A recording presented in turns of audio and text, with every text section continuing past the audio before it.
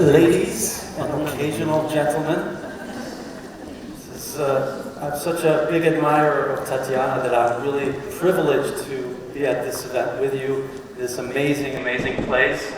The topic, as you can see, that I'd like us to talk about is about a superpower that you may not even realize that you have, or perhaps you don't use it as a superpower. That is how you can continuously reimagine boundaries. Okay. So as a way of getting to know you a little bit, I'd like you to put up your hand if you are actively thinking about boundaries that surround you.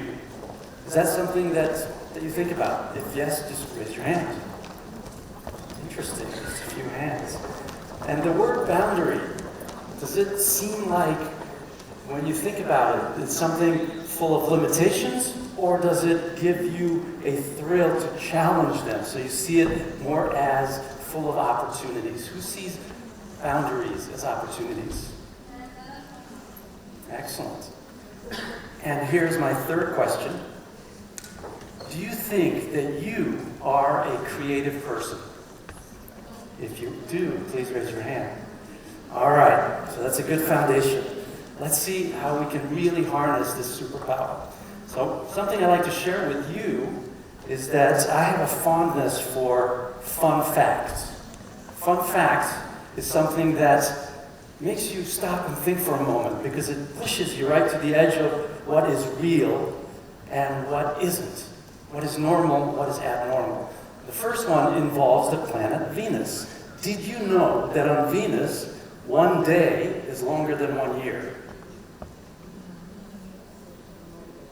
Interesting, right? The planet is so close to the sun that it circles it very quickly and it rotates slowly. So that if you're on Venus, it might be very easy to take a year off, but not so easy to take a personal day. So, how about this animal, a squirrel? It's a very friendly animal that we know is very good at collecting nuts. But did you know that the squirrel actually forgets 80% of where it hides the nuts? So when you think that you're not being very effective at a project that you're working on, think of the squirrel. And lastly, a fun fact about me, personally.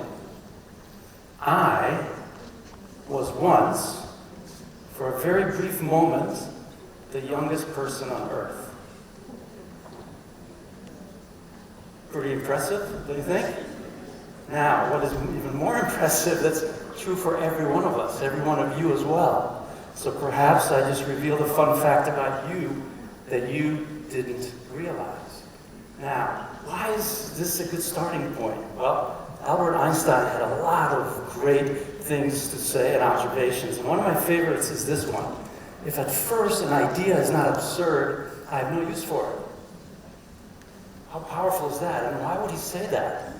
Because when we probe the peripheries of what we think is normal, what we think is within reality or possible, that's when we create something new.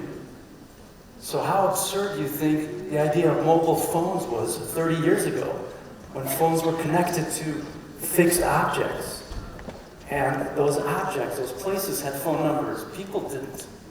Or even here in Baku 10 years ago, if someone said that there would be an event like this for women leaders that would be twice subscribed in a beautiful venue like this, that might have sounded absurd.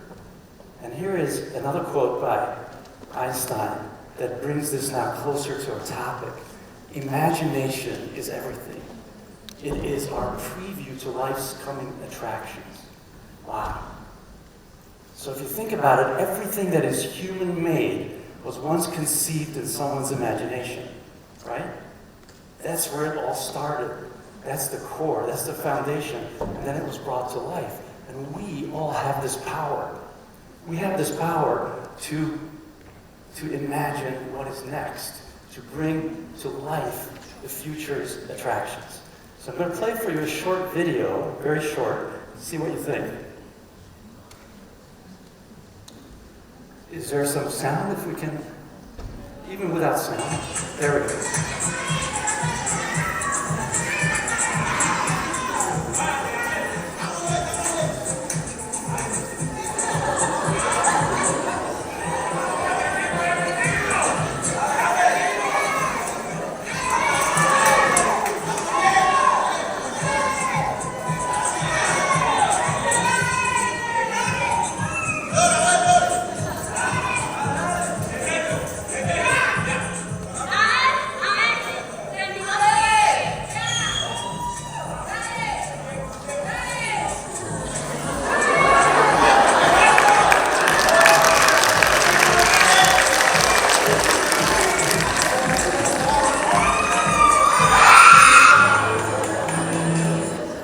So I thought you might like that.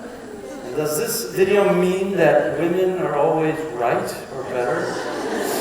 I know I'm on dangerous ground here, but I don't think that's quite the message. The message is that ladies will most probably have a different perspective, a different viewpoint, a different solution to issues that we raise. And there lies the richness of diversity and inclusion that we all win when we consider together our collective imagination.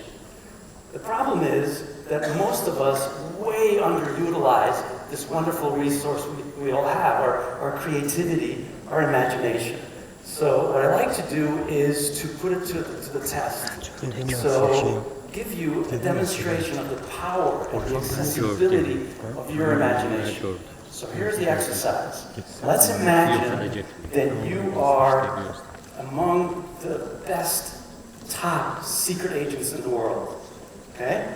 Are you ready to accept that role, that challenge? Okay, so you are one of the best top secret agents in the world, and you and your partner, the two of you have discovered really critical information that you need to communicate between each other in order to save the world. Okay? But of course, your enemies are watching you. So you need to communicate this without actually speaking, because they have listening devices, and you need to put the message in a secret coded sentence. It's a 10-word sentence where every single word has high importance. So what I'd like you to do is choose your secret agent partner, the person sitting next to you. So team up together, okay? And decide which one of you will give the message and which one of you will receive the message, okay? And what I'm going to do, once you decide that, on the next slide, show you that secret message, and I will ask all those secret agents that are receiving it to close your eyes, only the ones that are giving it to see it. And then your mission is to, as accurately and as quickly, communicate this message without speaking. Okay? So you can show, you can point, you can gesticulate, you can have signs, but no speaking. Okay? So if you are ready, you have your partner, the two of you are the best in the world, right? Top secret agents. And the world's future depends on you, how well you communicate this coded message. So I will ask you, if you are the receiver of the message, to close your eyes for a moment until I say open. So close your eyes. And here's a secret message for those of you that are giving it. Just 10 words. Okay? You can write it down, you can make a mental note. You have it? Okay? Please keep your eyes closed if you're the receiving agent. Until now. Go. See how quickly you can communicate this message to your partner.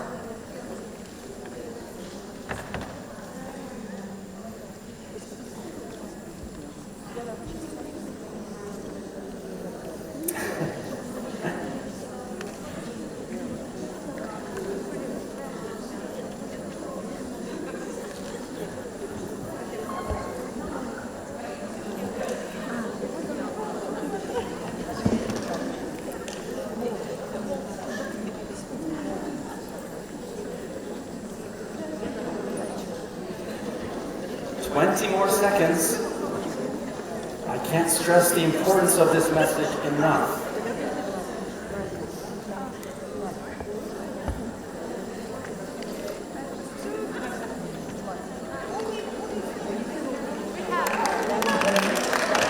right. So let's stop. Let me reveal to you the secret message as it was created.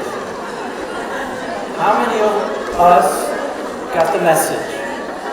Wow, that is very impressive, right? In just a few seconds. How many of us, how many teams got at least half the message correct? Okay, it's a good number of hands. Now, here is the takeaway. Beside perhaps you discovered that you have a talent you didn't know, that you're going to now become a secret spy, a secret agent. Did you know that every major language has between 100,000 and 500,000 words? Okay? And every single day, we use about 20,000 words. Think about that for a minute. That means that we have a Lego set or a puzzle set of 100,000 to 500,000 pieces. And every single day, we construct a unique structure of 20,000 pieces, which we then throw away and start again the next day. So the idea and the process of using language, talking and comprehending language, is an incredibly creatively rich and complex process. Even thoughts and observations as absurd as the seemingly coded message. So this is one way that you can understand that you yourself are creative at heart, right? We all have this ability. If we use language, we're doing this every single day. And this is so important that after the pandemic, this concept of intellectual wellness has become front and center. And here are the definitions of what intellectual wellness is by two universities in America that are now including it in their curriculum. Okay? But at its core, intellectual wellness is our ability to successfully apply creative thinking to all aspects of life. Okay? And the reason after the pandemic this is so critical is why? Because we now understand, we felt, we went through a crisis that made us realize that standing still is not an option, right? We need to continuously rethink what we're doing and expect the unexpected.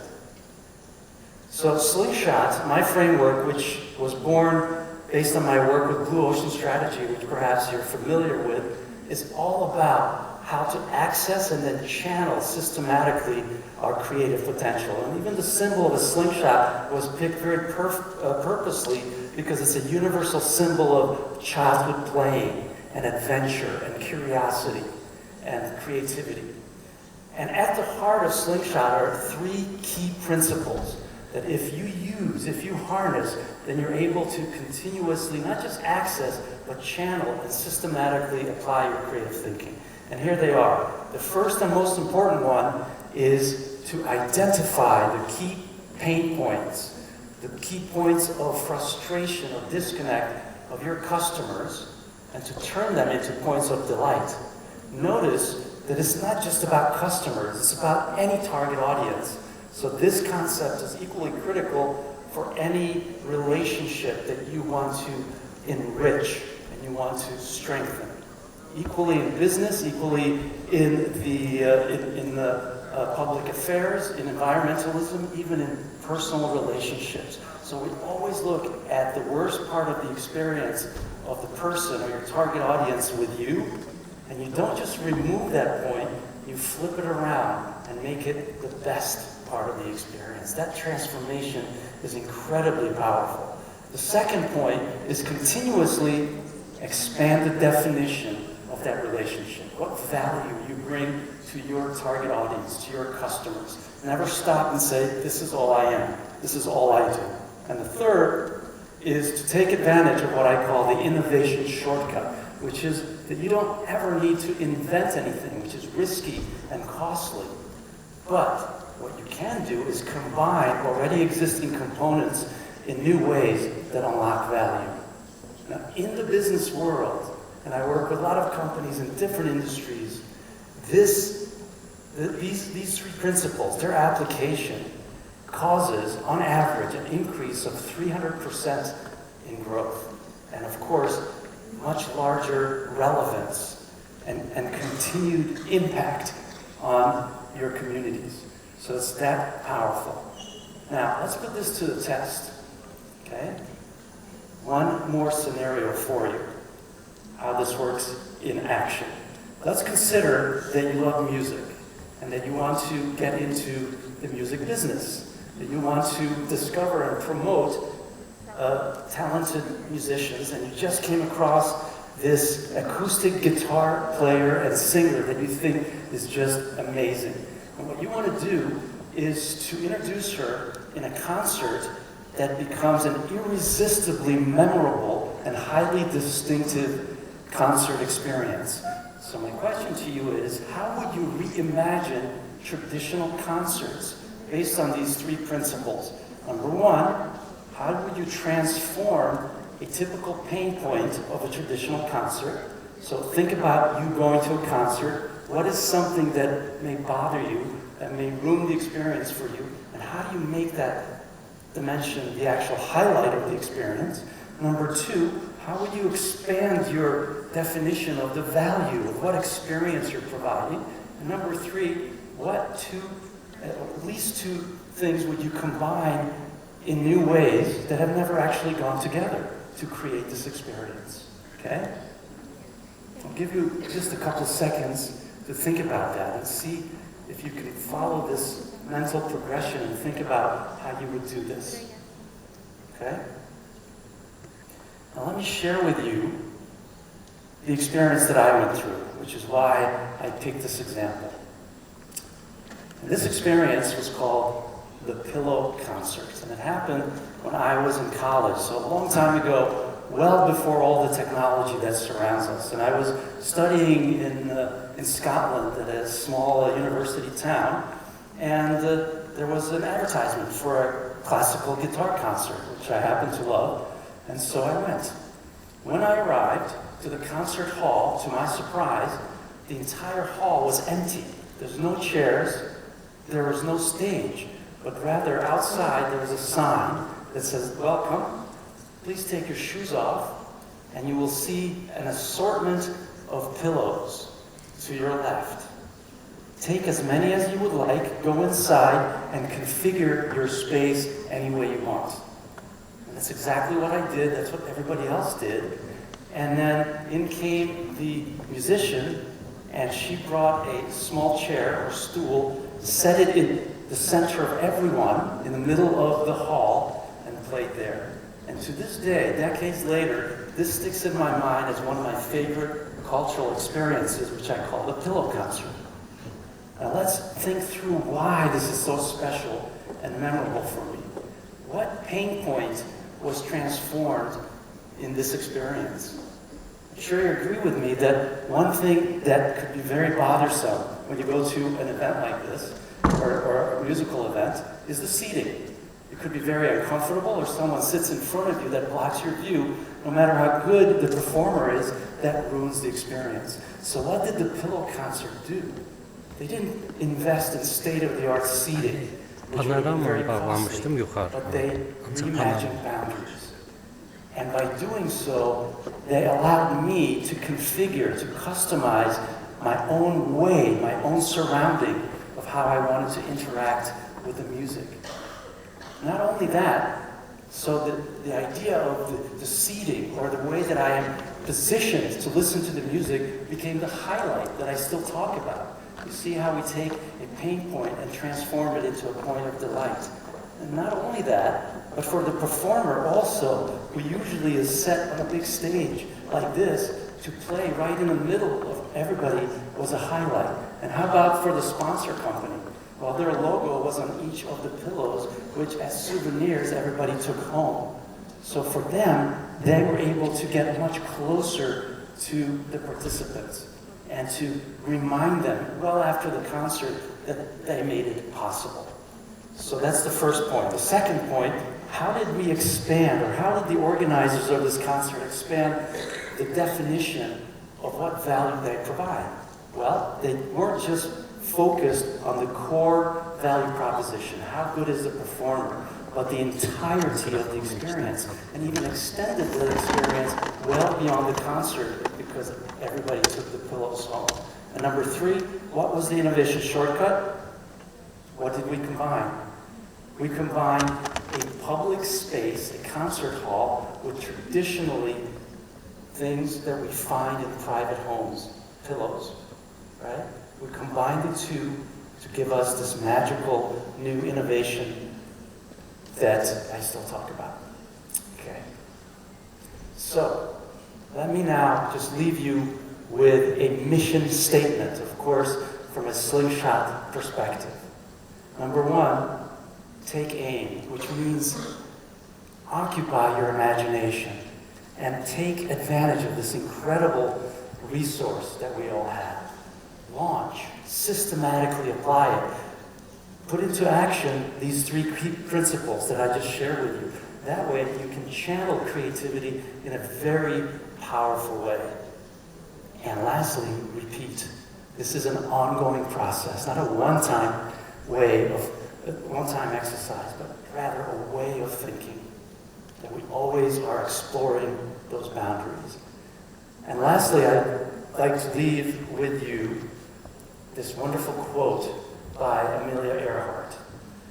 Amelia Earhart was one of the iconic aviators, and she was a pioneer of women's rights, one of the first people to advocate for commercial air travel. She was the first woman to fly solo across the Atlantic and tragically disappeared over the Pacific, trying to be the first woman to fly around the world. And she had this wonderful quote, which I'd like to leave you with. Never interrupt someone doing what you said couldn't be done. So my wish and challenge for you is never let anyone interrupt you doing what they said couldn't be done. So harness your creativity and continuously reimagine boundaries around you. Thank you very much.